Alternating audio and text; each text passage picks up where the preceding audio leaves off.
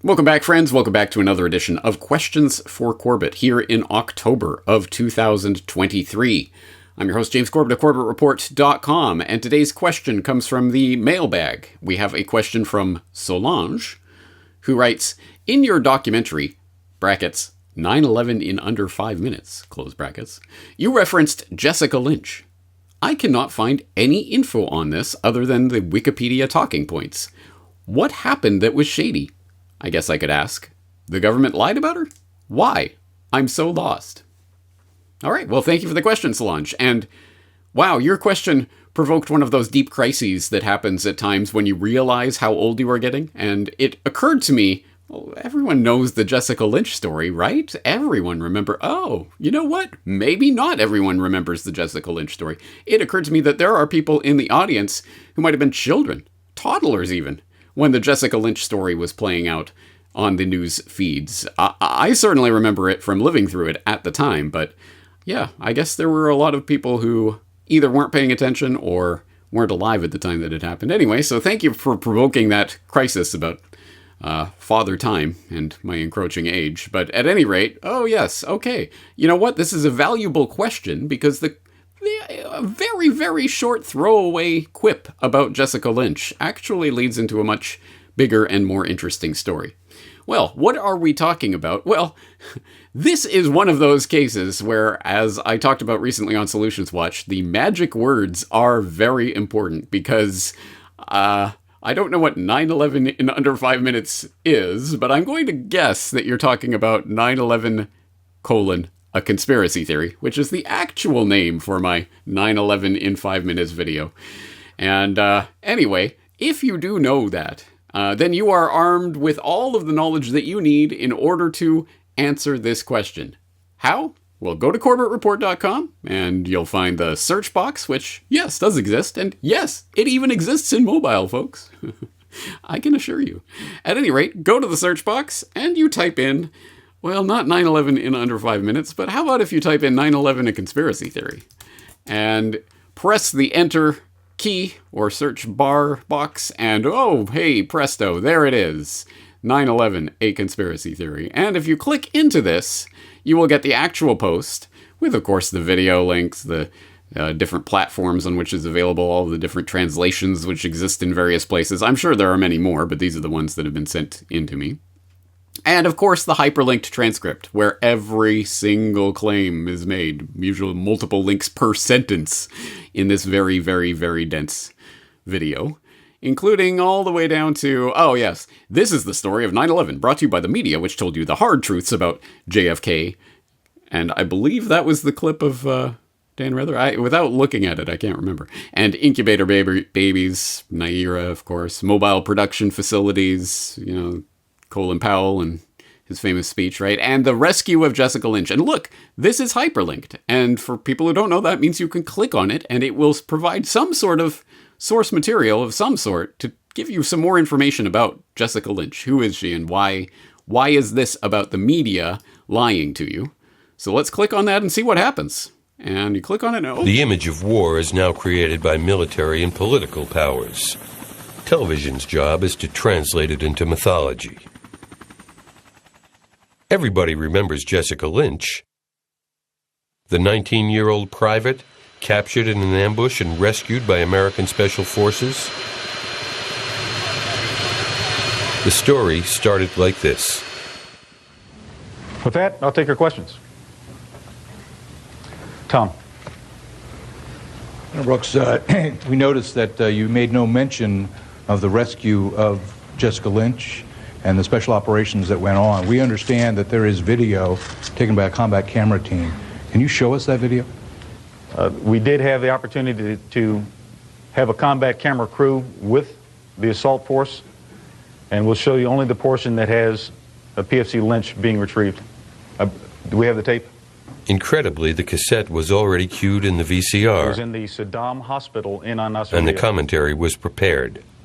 We were successful in that operation last night and did retrieve PFC Jessica Lynch, bringing her away from that location of danger. This single video clip, produced and directed by the Army, is the only document of Private Lynch's rescue. the basis of a story that developed over 7 months. Sources say ABC the same day. Extraction, which means Army Rangers would secure the perimeter of the hospital TV runs compound. with the story with a dramatic 3D animation based on unnamed sources. To the waiting Black Hawk helicopter. It was an Iraqi CBS hospital the same day. for a military post that had been Lynch's uncomfortable home for 10 long days. We've just arrived here at Saddam Hospital. It was here she lay suffering from 2 broken legs, a broken arm, and multiple gunshot wounds, being treated not by a doctor, but by an Iraqi pharmacist.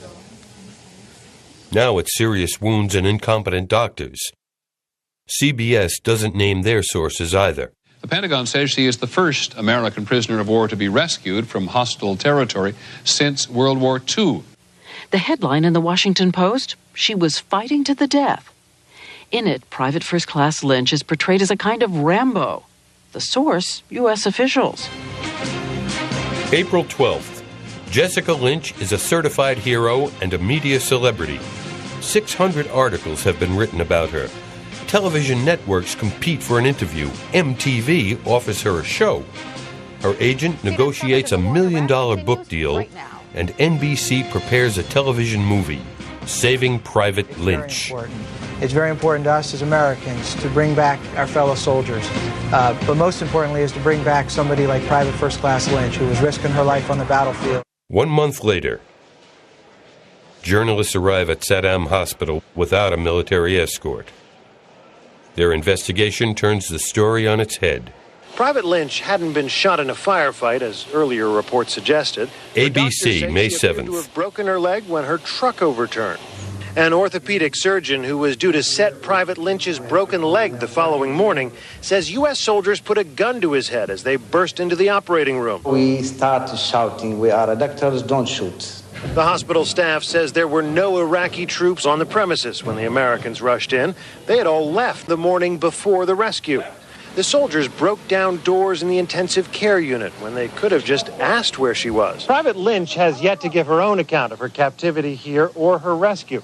She remains in seclusion at the Army's Walter Reed Hospital, reportedly suffering from amnesia. And also, June 17th, the Washington Post revises its original story. Does it make any difference? No. The myth of Jessica is stronger than the facts. Thank you for being here. July 21st, Private Lynch is decorated for bravery. She is just 20 years old. But Jessica Lynch comes home with the experience of a long, painful journey. I would like to say thank you to everyone who hoped and prayed for my safe return. Whether or not she will be able to remember that time period. 1 month later, she retires from the Army and takes up a media career. November 9, NBC airs the telefilm Saving Jessica Lynch. In light of its serious nature, there are no commercial breaks. Variety calls it Mission Impossible but Real.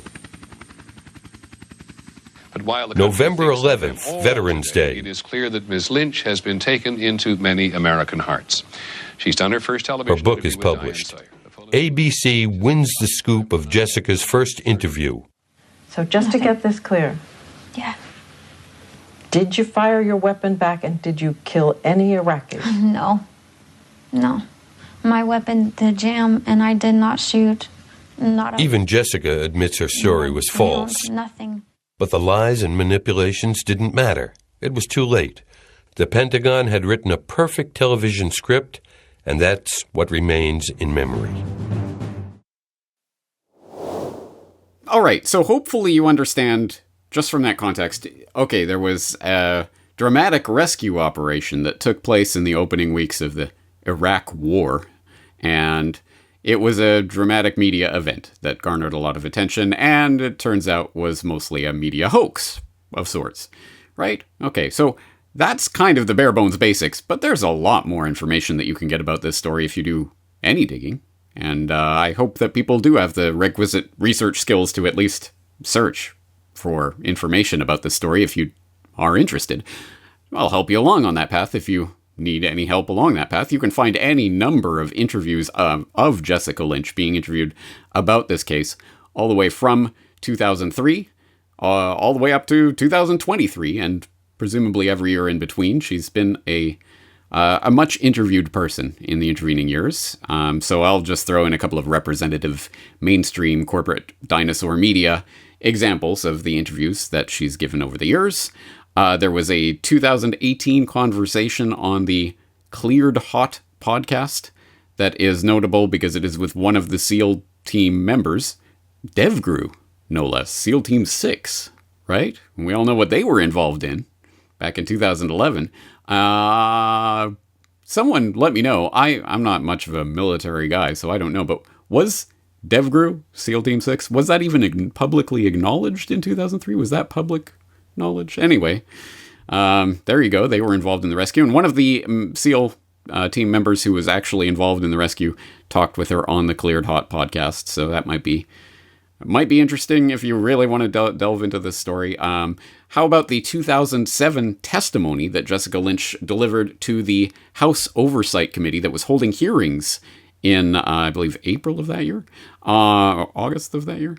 On specifically the Pat Tillman and the Jessica Lynch incidents and what they revealed about the way that media was used to sell a war, essentially. Heck, you can even watch the dramatic rescue video that has been released by the good old Defense Department of the United States military that shows various aspects of the rescue operation, including one particularly long and boring video of helicopters landing and taking off and some grainy footage of some figures walking by and all sorts of stuff. And the dramatic staircase scene, etc. So there's a lot of info that you can get if you really want to get into this. And as I say, I'll put those links in the show notes. There's much more out there besides, but this might serve as just a general explainer if you really want to just get the bare bones of it. Back in June of 2003, so quite early on, just a few months after this dramatic rescue took place, the Pew Research Center put together a little summary that went through this information and what was known at the time and the way that it was covered in the media, which of course is the main part of the Jessica Lynch story and the reason why I specifically referenced it in 9/11 A Conspiracy Theory in regard to the media lying to the public. Jessica Lynch. The story of Jessica Lynch's rescue was one of the most covered storylines during the war in Iraq. The young soldier from West Virginia, Palestine, West Virginia, interestingly, was held up as an icon of the strength and spirit of the American volunteer soldier. Her rescue mission was called a daring, made-for-Hollywood story. In recent weeks, however, the stories about Lynch's capture, her time spent captive, and her rescue have been questioned. Many claim that the original reports were filled with inaccuracies that benefited the U.S. government by creating positive feelings about the war. And below is a detailed chronology of the major stories, blah, blah, blah. And it gives the backstory. Not quite 2 weeks into the war in Iraq, some of the media's coverage of the fighting had taken a negative turn. In the newspapers and on television, experts were beginning to question whether the United States had sent sufficient manpower to handle the Iraqis, who were fighting harder and more cagily than expected. So were some media senior commanders in the field. Defense Secretary Rumsfeld complained about media mood swings. Peter Arnett, who was appearing on NBC and MSNBC, went on Iraqi television and claimed the U.S. had underestimated the forces they were up against and were having to redraw their battle plans. Into this mix came an extremely hardening bit of news. On April 1st, April Fool's Day, Private First Class Jessica Lynch, a 19-year-old Army maintenance worker who had been captured in an Iraqi ambush on March 23rd, was rescued from Saddam Hospital. In a night raid, Special Operations Forces entered the hospital and removed Lynch, who was taken to a nearby helicopter and flown to safety. The story was heralded on front pages and newscasts across the country, and a picture of Lynch, looking tired but grateful, lying on a stretcher with a folded American flag draped over her, flooded the airwaves. Propaganda! America, yeah! And anyway, it goes through, and again, you might be interested, if not even in the Lynch story, in the story of the Lynch story and how it developed and who was covering what on what particular day. And this Pew Research Center article goes through that and talks day by day how the story broke, how it was being reported, who was covering what. So there's a lot of information in here about the development of the narrative of the Jessica Lynch rescue, which is really the point of this. But for a handy-dandy visual explainer of this, let's turn to our good friends at the BBC, who back in May of 2003, so just 2 months after the less than 2 months after the dramatic rescue took place, already had an hour-long documentary going through the various falsehoods that had been propagated by the media with regards to the Lynch story. We hear the noise of helicopter, the sound of helicopter, and I think that the helicopter land here on the grass. Like a film of Hollywood, they cry and go, go, go, shout, go, go, go, with guns and with the blanks, without bullet, blanks and sound of explosion and broken the door. We are very scary. We saw surprised at that time why they do this. There is no military, no Iraqi soldier in the hospital. But the Americans took no chances, restraining doctors and a patient who was handcuffed to this bed frame. And also the other hand, I don't know why they tied him. Why tied him? He cannot move. Why the American army tied him? There was one more twist. 2 days before the snatch squad arrived, the doctor had arranged to deliver Jessica to the Americans in an ambulance. Every time I want to go home, I want to go home. We told her, separately, secretly, in between I and she, I told her, I will try to escape you to American army. But I will do this very secretly because I lose my life. We put her in the ambulance with the driver and the worker of the hospital. Then we told him, go to American checkpoint. When he be near the American checkpoint, he shooted by the American.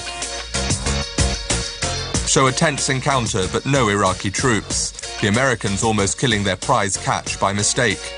But the story had already passed into folklore. They make a show for the American attack for the hospital. Action movies, like on Sylvester Stallone or like Jackie Chan, doing jumping and with shouting, walking the door, with the photos.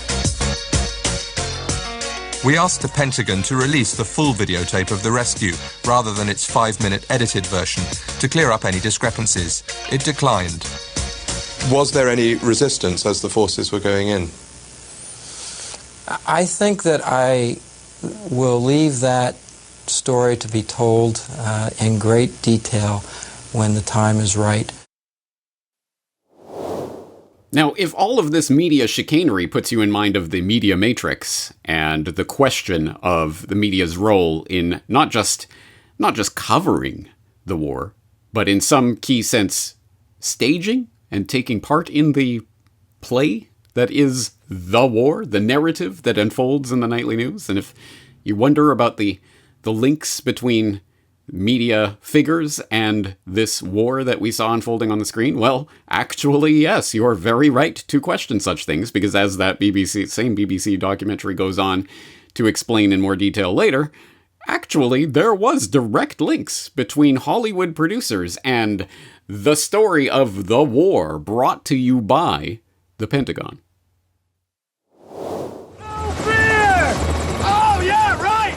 The picture on the left is the war against Iraq, the real war. The picture on the right is Black Hawk Down, a patriotic action movie about US soldiers in Somalia, rescuing their own and emerging victorious. Hollywood and the Pentagon working in perfect symmetry. In 2001, the man behind Black Hawk Down, Jerry Bruckheimer, visited the Pentagon to pitch an idea with his co-producer. You all right? You okay? Yeah, I can hear bells ringing. He just did Black Hawk Down, so he's very interested in the subject. He's also a patriot. Of course, Jerry does all the big movies, and I do reality television, and I've done this for many, many, many years, long before even anybody knew what reality was. The pair came up with Profiles from the Front Line, a primetime series following US forces in Afghanistan, made with the support of Donald Rumsfeld.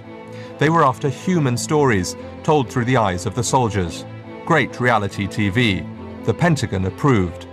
What Profiles does is, again, it provides a very human look at the challenges that are presented when you're dealing in these very difficult situations. And good morning, Republican Guard for the United States Marines. Hoorah! Profiles from the Front Line was aired in the US on the eve of war in Iraq. Its popularity with viewers suggested to the Pentagon that a similar approach would go down well once the real fighting began. as long as the embedded reporters played their part. Jerry Bruckheimer producing profiles from the front line for the Pentagon? Just giving a human look to what was really taking place there on the ground, right? Amazing stuff. And if you don't understand the significance of those types of linkages, well, then you have some studying to do. And might I humbly suggest not just the Media Matrix, although I think that is highly relevant to this discussion, but more specifically my Mass Media, A History online course, in which I talked, for example, in the third lesson there, I talked about Baudrillard and his musings on reality television as it existed even way back in the 70s, let alone what it evolved into in the 90s and then into the 2000s with the reality television produced by the Pentagon, which is anything but reality. It is the simulacrum of reality, and you will know all about that if you've taken my Mass Media, A History online course. Or I might throw you back to the very recent coverage on the Questions for Corbett podcast on the Gulf War did not take place. Do you remember that? And that discussion also of Baudrillard and some of the interesting assertions he made about the original Gulf War, which did not take place, and you have to see that to understand what that means. But here's another example of how media is used to produce a war, as in the story of the war, the narrative that unfolds on the screen that has some resemblance to actual reality, but that resemblance is like through a funhouse mirror. And for her part, at the very least, Jessica Lynch never, not once, ever, ever, ever went along with the lies that were told about her operation. She never claimed to be Rambo, never claimed that she ever even fired her gun. It jammed. She never got off a round. No, there was no big Rambo fight whatsoever. She never played into that narrative. And I can only speculate. I don't think she's ever said this, and I don't think it's even been intimated by anyone, but one could imagine her waking up in Germany, regaining consciousness after her multiple surgeries, and someone at her side encouraging her to maybe tell a little story about fighting the brave Rambo fight. It would help boost morale for people if you did this, right? Well, anyway, she never did that, so to her credit, at the very least, she didn't play the part that they would have liked her to play in this synthetic, created simulacrum of reality that was presented to the public. Anyway, that's kind of a long answer, but I think an important one of who is Jessica Lynch. I think it very much has a lot to do with the situation that we find ourselves in today in this incredibly mediated world where we are getting all of these media productions now via social media largely, but at any rate, still media productions that are showing us the war in Ukraine, in occupied Palestine, elsewhere around the world. Interesting.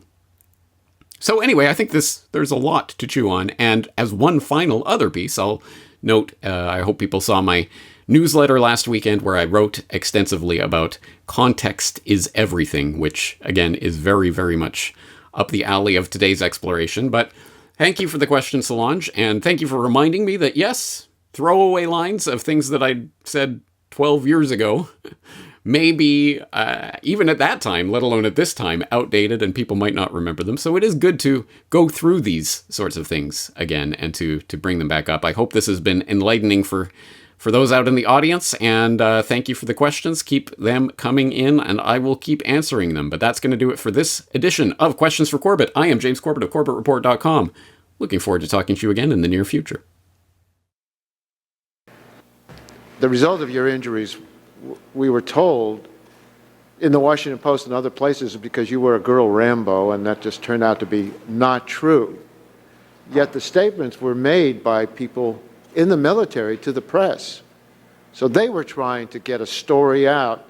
And of course, both stories are very self-serving. When you think of those who are trying to support the wars in Afghanistan and Iraq. But then the military had an opportunity to rescue you, and you were captive for 10 days. But there was a whole day before they captured you when they were preparing not just to rescue you, but to videotape the rescue. Were you aware of that, or aware of it now? I was aware. Well, not at the time. I wasn't aware that they were certainly not then. videotaping me. No, but after the fact, yeah, I knew about it, and now I kind of understand why they did it. Well, maybe you understand it, but it just seems to me that I come from Hollywood. I expect show business in Hollywood, not from the military, and not to support a story that was a fabrication. We heard from our staff interviewed Jim Wilkinson, the Director of Strategic Communications at CENTCOM. He informed us of the plans of your rescue operation. He had informed the press operation a full day before it happened. And there's Lieutenant Colonel John Robinson. He is someone who worked for Mr. Wilkinson. He explained to the Washington Post why the press office was so interested in getting video of your rescue, that they postponed your rescue to do this. And he said, we knew it would be the hottest thing of the day. There was not an intent to talk it down or embellish it because we didn't need to. It was an awesome story, the awesome story of your rescue. Well, this might have been an awesome story, but this was your life, and you were the one feeling the pain, and they were trying to stage a rescue to sustain their heroic story that they made up, and your story was heroic enough without that fabrication. Media. It surrounds us. We live our lives in it and through it. We structure our lives around it. But it wasn't always this way. So how did we get here? And where is the media technology that increasingly governs our lives taking us? The Media Matrix. Watch the documentary for free at corbettreport.com/media or purchase a copy on DVD at newworldnextweek.com.